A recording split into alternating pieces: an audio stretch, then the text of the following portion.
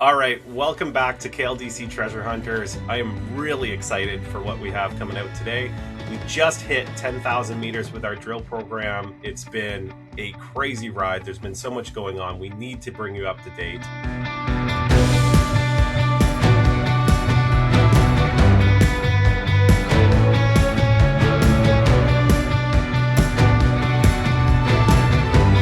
I think the best place to start is at Wolverine Bend, following up on that press release from January 20th, where we hit 8.3 meters at 0.86 grams per ton. The whole point of this next set of drilling was to figure out what's the downward extent to this, how is this shaped below the surface, and the best person to talk about that is going to be Ben. So Ben, take it away here. Thanks so much, Steph. Yeah, this is an exciting target for us. We've been excited to get back here after the drill release and the drilling we did on drill hole 40. And so what we were looking to do was to expand on that original intersect. We knew that when we hit this alteration zone, mineralized alteration zone, that this is something that could be much broader. This is something that's not tied to a single vein system. This is something where it's a lot of fluids have gone through an area, and it could have some great potential for large size. So what we did is we went into close to where we were, stepped back about 40 meters and did our first drill hole, which was drill hole 62 for us. And I'm just going to zoom in on that here slowly. And what we did, so drill hole 40 intersected in this hole. What we're targeting in this area is that alteration. And what we realized from that first drill hole is that the alteration is a mixture of potassium and hematite. And the hematite actually has the ability to destroy the magnetism of that host rock. So the syenite that this is hosted in has a bit of a magnetic signature. But when the fluids come through, it can destroy the magnetism of that. And we start to see that we have a lower magnetic signal. So we see this high magnetism on the right-hand side, on the east side here, and this low mag in the middle, or just above it here. So we said, let's investigate this magnetism. So we stepped backwards from drill hole 40 and drilled 60. And so I'm going to cut through this just quickly with the section. And if I just turn to we look to the northwest, what we see as these are the drill traces. And we've got drill 40 here. Everything's in pink because everything's this syenite, the whole way top to bottom. What changes in this is the alteration. And so our geologists are able to look through the rock. They look for the signals of this alteration. And I'll show you some photos in a moment here. It's a brick red alteration. So this fluid that's coming through that's bringing in potassium, the hematite, it's also bringing in the gold. It's overprinting the textures that we see. So our geologists are able to take a look at that and map that along the core. And what that looks like when we look at the alteration is a distribution like this. So the darker the red, the higher the alteration is. Once again, I'll remind that this was drill hole 40, and that mineralized system that we had was up at the top. And we see that higher interval here. We drilled 60, 40 meters to the south, and intersected similar looking alteration right here at depth. And this is exciting because we're not only seeing that it's continuing down at depth, but it's actually thickening in that alteration. And that goes almost all the way down to about 250 meters, this alteration. Now it's ranging in intensity, and the gold is associated with the highest intensity, but we're seeing that this fluid has a large interval going through this area. So can you zoom in on that, Ben? Let's bring it in a little closer so you can see. There we go. Yeah. Beautiful. And what I'm going to do is I think what's beneficial here is to kind of jump and look at what these rocks actually look like. So this is just a digital representation of it. But what's exciting for us as geologists is that we want to be able to look at this. We get the data into our software, but we need to be able to look at the rocks themselves. And so what we have here, this is starting down at about 139 meters. This is where we're seeing the increase of that mineralization. So this rock is kind of more light pink white for the most part, but when those fluids come in, they bring in this deep red color. And this is exactly what we saw in drill hole 40. if we look at the next step in this drill hole, this is something that's very fascinating to us, because now not only are we seeing that increased alteration, we're seeing this brittle deformation coming in, the breaking, the veining that comes in here as well, but not just large veins, these stalkworks of veins. And this is something that could be a secondary pulse of mineralization or a remobilization, or it could be more of the core to an alteration area, a thickening, or a place where you would see the highest intensity of that alteration coming in. So this is really fascinating to us. And if I jump back to our cross section, this is occurring down about this depth here. So again, we're looking at drill hole 40, and we see this brittle fault system kind of down here. So we're seeing a system which is most likely plunging pretty vertical and dipping a little bit to the northeast. So that was our first step back. This was the hole. We were excited to come back. We jumped back 40 meters south from 40, and we said, you know what, that's a good success. We see the alteration is still there. Our next step is we look to north south. We need to look east west.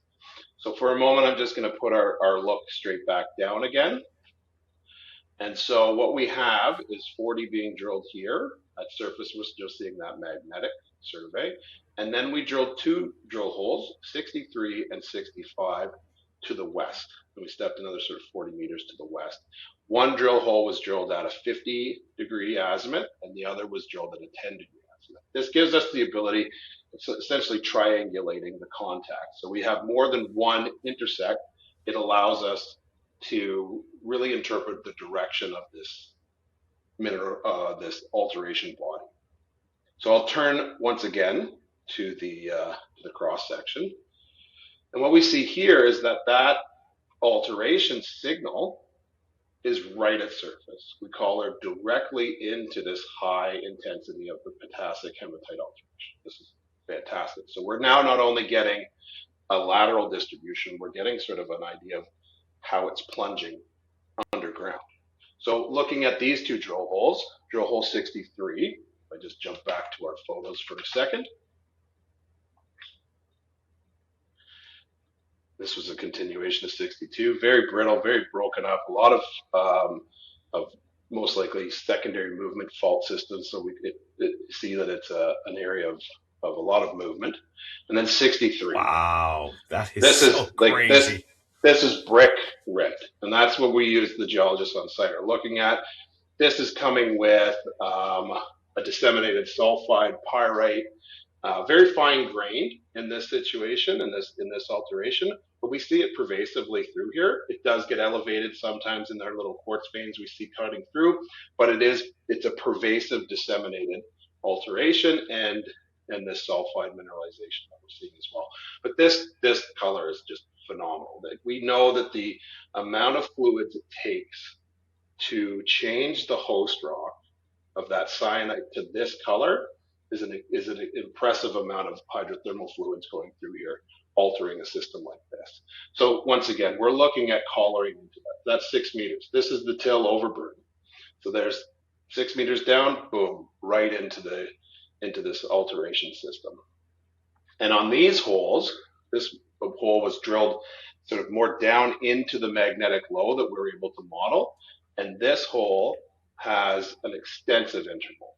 And so it kind of goes from very strong, we saw in the first photo, it diminishes a little bit, but still has a significant alteration, and then it comes back up with the intensity. So it sort of pulses in and out, which is typical of these types of systems. Ben, do we have any thought process on what those black veinlets are? So these black veinlets are most likely, we see these black veinlets in some other locations as well, and it's most likely associated with one generation of brittle deformation in the region. We see these little black veinlets down actually at Winnie as well. So this is something that's continuous around, and these could be a late stage vein that could potentially bring a remobilization or a concentrating mineralizing event. But what we're seeing is that these are lining up with a regional structure that we have. So, and you can see in these images, we've got those those black veins, and we also have these white veins as well. And they're often in different orientations and are most likely associated with two totally separate veining events. Nice. So moving further down, we're down to 40 meters more or less at the bottom here. It continues going through. It just keeps going, and we could go through the photos, but we've got this intense and strong alteration system going down to about 146 meters. And so Awesome. we see this, and so I'm just going to hop back to the section, and we can see that here. So again, this drill hole all the way down. We have, sorry, all the way down to about this area. Oh, sorry, about here. So we have it coming down all the way from the surface down to about this area. So we have a thickening alteration area here. Now, the next step from that is, okay, we've stepped out. We often in drilling, you have limitations in where you can drill due to swamps, due to ground conditions, elevation, hills, and stuff like that. So sometimes it's a great idea to drill from the same collar location. So once again, if I just turn us looking straight down, you can see that we've drilled from the same collar location, but in a different azimuth. What this allows us to do is not move the drill, so we can drill very quickly. Essentially, the moment that this drill is done and they pull the rods, boom, we're back down in the ground and we're drilling again. But what it does is it allows us to get information with some separation from that initial drill hole. So 65 is what we did with this. And 65 intersected more or less the same mineralization that alteration that we see in 63. So again, collaring directly into it, that's no big surprise. We didn't move too far. What we see is that we have that same strength of alteration down to here we're sitting at about 80 meters. Nice. And very cool. What's interesting with that is that actually, so if I spin us around this way, you can see that it gives us a spacing between there. So if we're looking here, this is 25 meter spacing between 63 and 65, and then lower down, we're at 40 meters. So it does give us a good spacing, so we can start interpreting the scale of these systems. Very exciting. I love what I'm seeing at Wolverine Bend. This thing is looking more and more like a young Davidson lookalike. That altered syenite is just incredible. I've never seen rocks that brick red. So very, very, very exciting. Yeah, I'm with you there, Steph. This is some pretty impressive rock to start with. Now we're waiting on those assays to come back, and we should be getting them in the near future, and we'll be happy to share the results once those show up. Okay, let's move down to let's go back to Winnie, because obviously Winnie's what started this whole thing. We put out a hole 48 just showing the visuals of it, where we had this incredible chalcopyrite quartz vein brecciation, just really, really powerful system down there. So let's get into that a little bit and what we're seeing down there. Yeah, Winnie's a totally different beast when it comes to mineralization style, and I think we're starting to really understand the generations of mineralization within our property here. The Winnie, this is a sulfide rich. This is a very volcanic system of VMS-esque type mineralization. And what we're thinking that this is probably an earlier mineralization process than what we're seeing up at Wolverine Bend, something that came in early during the deposition and intrusions and flows of the mafic volcanics we have in the area. And then we start to see some of that overprinting of the alteration that we see up in Wolverine Bend here in the Winnie area as well. So some of our drill holes are intersecting some of this elevated potassic alteration. And so that drill hole that we had, and I'll just bring that photo up quickly here, because it is so nice to look at this piece of core. This is a really chunky quartz carbonate vein. This is probably something which has been remobilized from that original mineralization that's occurring up at the Winnie that we see. And so just for an idea of distribution of where these are located, if we hop back onto our section here, this cluster of drill holes is the main massive sulfide Winnie. And our drill hole here, which was drill hole number 48, if I just turn our screen sideways quickly, this is about 100 meters away or so, way down into a mineralized gabbro down at depth over here. So what we're looking at is, once again, it's just reconfirming the scale of mineralization in this area. It is an area that, yeah, we've got our high-grade mineralization up at Winnie, but we're seeing that distribution through the structures, through these alteration hydrothermal fluid pathways, being relatively extensive. We'll actually expand on that a bit more with our sharp target, which is even further to the south. So this is we're really excited about this.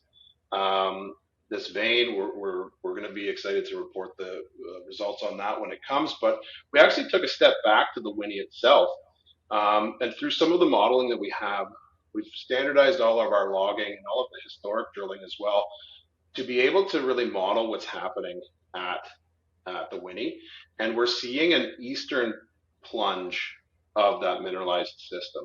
So again, looking straight down with the Winnie area sitting in through here, we just stepped across and drilled drill hole number 59 and drill hole number 60 to the east of the main Winnie.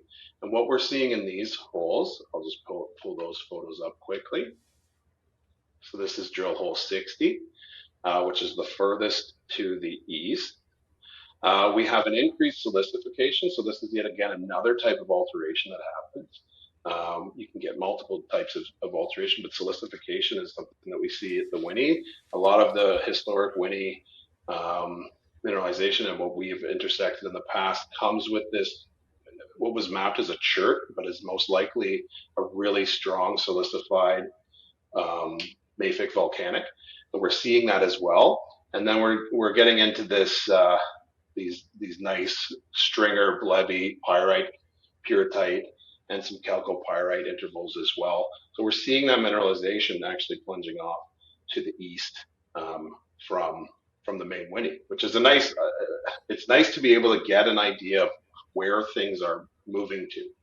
A single drill hole can be really exciting, but it's the challenge of finding its follow-up. It's the challenge of figuring out what direction is it going. And we have a lot of tools. We've got geophysics, we've got structural geology, we've got geochemistry, but it can still be quite a challenge to figure out what orientation that system is going, which is the whole idea behind our drilling program.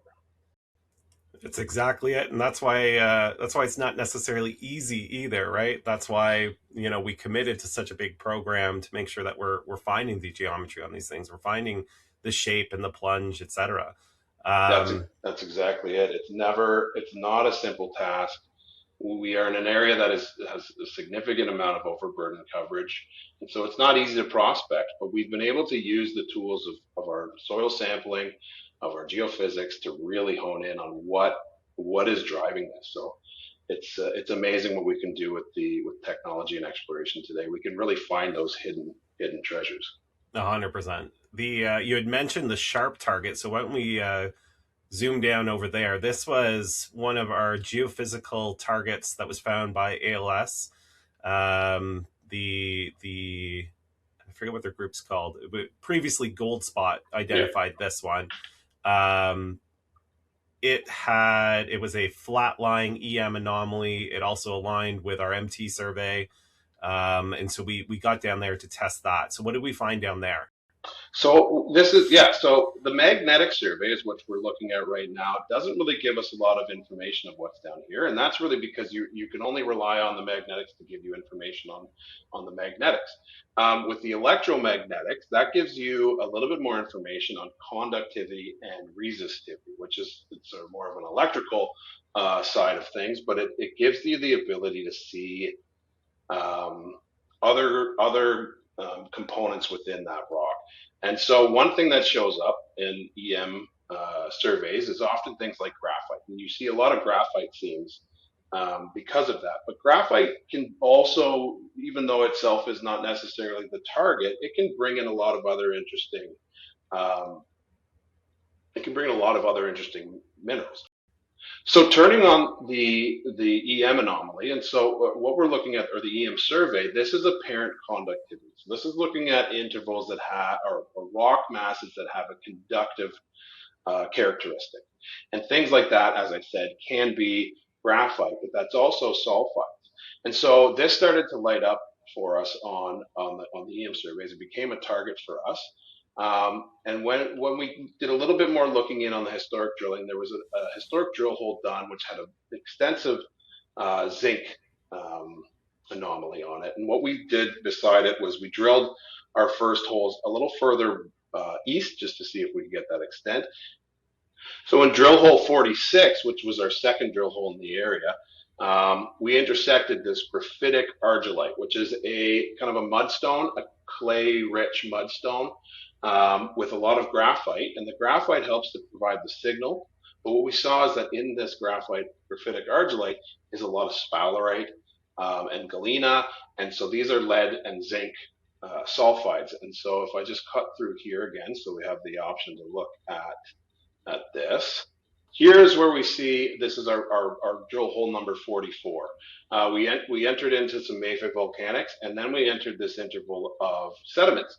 And so once again, this sort of helps us tell the story of the generation and what happened in this area. So we've got a combination of the mafic volcanics coming from volcanoes and ocean spreading zones. And then we get our sediments sitting on top of it from the oceans that once existed in this area.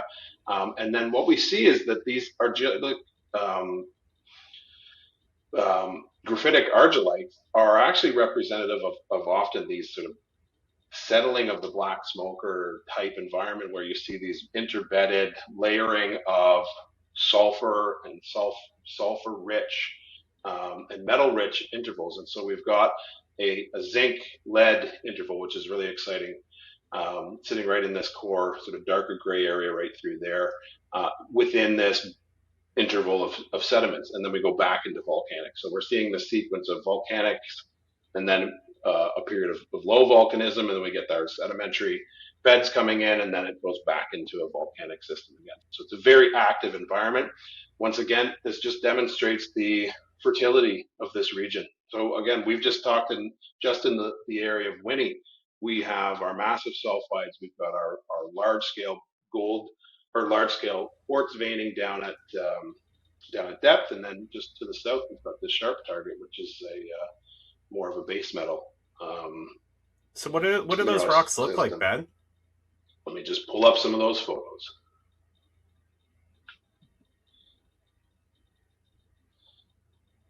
So what we see here is our mafic volcanic, and when we get into down our hole, we get into this this gray, darky, really black, the graphite. But in here, we're starting to see, we get pyrite, we get sphalerite, which is usually sort of a golden honey color, and we're getting galena as well. So if I zoom in here, we see a lot of this wispy pyrite. It's really kind of just interbedded into these soft sediments. So as it's kind of falling out of solution in most likely ocean environments, it's kind of being interbedded in with these argillite mudstones, graphitic mudstones as well. And we can see that sometimes it goes and gets remobilized in brittle fractures, and it's just a very large scale base metal environment. I always find it so fascinating how many different rock types we come across in this program. It just speaks to the Archean belt and how long it's been around, how many systems have gone through here, and it never ceases to amaze what's actually happening underground. And this is just another example. It's just crazy. Is there anything else that we hit that's out of the ordinary, so to say? Well, yeah, there certainly is, and I think for me as a geologist, that's part of the excitement. Is you're finding these new things, but it's the story you get to tell from finding what you, or from seeing what you find. And so if I just jump back, Steph, I'm going to hop up to the far north of our current drilling program. We have an area up here which is called our Crossroads target, and this was looking at a soil anomaly and the mag anomaly, high mag anomaly. So we've drilled holes up into this area. And additionally, not only with those sort of geophysical, geochemical signals, we've got major fault structures which we've been able to model through this area. And we're on the sort of just west of the major Amakugami fault, which is a very exciting fault which we'll be targeting in the near future. But just up here, we've got a fault that runs actually through the Winnie itself and cuts through. And one thing that happens in these faults is that sometimes they're just near surface. They're not very big faults. They can just sort of show themselves in the top couple hundred meters. Sometimes you get these faults that are very deep tapping. And the way that you can find out that they're deep tapping is by the types of rocks that come up through them. And so rocks that you know had to form deep in the Earth's crust or mantle are ultramafic rocks. And these are the types of rocks that you see at plate margins and things that are just like really deep tapping structures. And what we intersected in drill hole 58, underneath some gabbros, right in line with this fault structure, is a Lamprofere dike. And this Lamprofere dike is a very interesting looking rock. This is, it's sort of galactic, and it looks like a solar system. It's a large scale system, but this type of rock can only come from way deep down in the earth, which is meaning that this fault system has to penetrate down that far. And the deeper you go, the more likely you are going to tap into these hydrothermal fluids that could bring in, remobilize, and establish mineralization. This is on its own, I think, as the sort of geologist, for me, this is a really fascinating rock, just because it is a rock that comes from so deep. You get to see things in here that you don't normally get to see. So what's happening is it's picking up these chunks of crust down really deep, and these are called xenoliths, and these are just picked up as this pipe comes through here.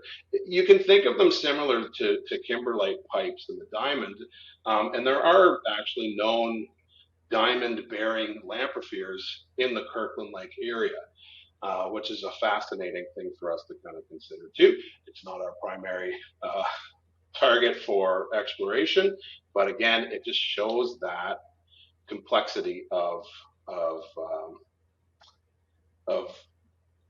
genetics that are running through this region. And so if we zoom in on a little section which we took, this is a small little zoom in here. And for those who have done work in kimberlite environments, working with indicator minerals and things like this, these are very interesting looking minerals. To me, again, we're working on some thin sections on this right now to get definitive results, but these look like garnets and potentially diopside type pyroxenes. And these are kind of what you would see as kimberlite indicator mineral diamond indicators. Now, again, not anticipating anything spectacular to come out of this, but it gives us a lot of information on those deep tapping systems, and gives our geologists a little bit of an academic fun pursuit as well. And I think that's always nice. It's pretty cool. Like those are just fascinating rocks. Like I said, we haven't seen that before. It was neat to encounter that and then realize, great, this is indicating that Amakugami fault is very deep seated. So more hydrothermal fluids, good pathways. That's the way that we're working towards. That Amakugami goes right down through Wolverine Bend. And so there's a chance that's where that's coming from, all those hydrothermal fluids. So I know this has been a very long conversation. There's been so much happening. The drillers have been absolutely crushing the core. So thank you so much for sticking through and watching this whole thing. We felt we had to bring you up to speed with everything going on. And we're just waiting on those assays. Everybody is putting rocks into the lab, it seems, right now. And things are just taking longer than we had hoped for. But as soon as those things come out from the lab, we'll put them together, put them into a press release, and get them out to you guys so you can see exactly what we're dealing with here. So thanks a lot, and we'll see you next week.